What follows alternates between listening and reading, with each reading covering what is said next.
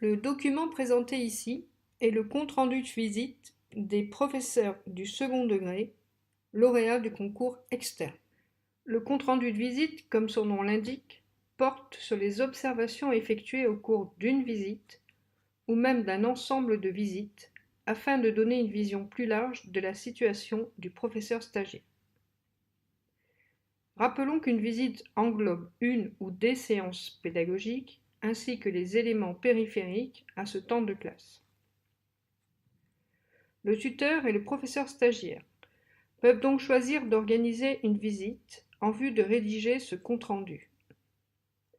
Mais le tuteur peut considérer qu'une seule visite ne suffit pas à qualifier le travail engagé dans la classe et de ce fait prélever différents moments d'observation qui permettront la rédaction d'une synthèse plus constructive.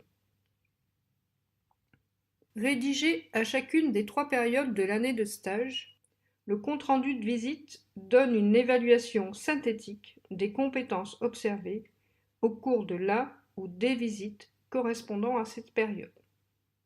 Le professeur stagiaire est co-signataire de ce document et ne doit donc pas en découvrir son contenu au moment de la signature. Le document se compose de 4 parties.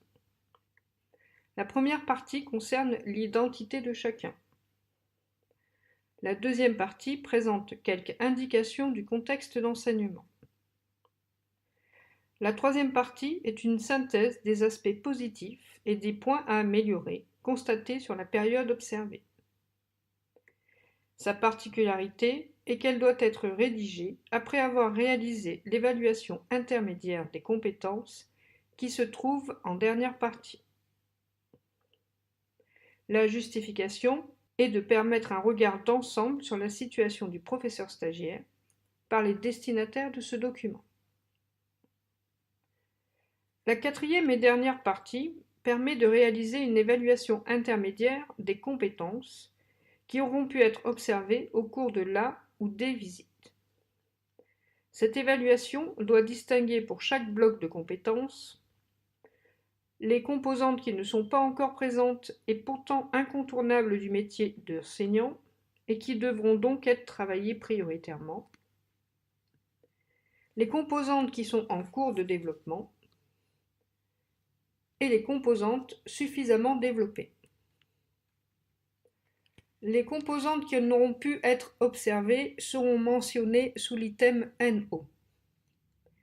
Il est important d'ajouter à ce sujet qu'une composante non observée peut faire l'objet d'un échange avec le chef d'établissement en vue d'une évaluation ultérieure. Ce qui revient à dire que chaque composante doit être associée à un item 1, 2, 3 ou NO et qu'aucune case ne doit rester sans évaluation pour ne pas laisser penser que vous, tuteur, ne souhaitez pas vous prononcer par rapport à un aspect de l'activité professionnelle de votre stagiaire. Ces niveaux de maîtrise doivent obligatoirement faire l'objet de commentaires afin d'expliciter le positionnement attribué. Ces commentaires s'appuient sur des observables en lien avec les conduites et la gestion de la classe, comme par exemple le climat de la classe et des relations, la prise en charge et la gestion du groupe, les modalités d'intervention du maître, l'exercice de l'autorité, ainsi que sur les modalités et organisation des activités des élèves, aménagement de la classe, qualité et pertinence des affichages et outils mis à disposition des élèves. Les éléments attestant de la préparation de la classe et des activités proposées aux élèves, comme les fiches de préparation et les supports donnés aux élèves, doivent faire l'objet d'une attention particulière. Le document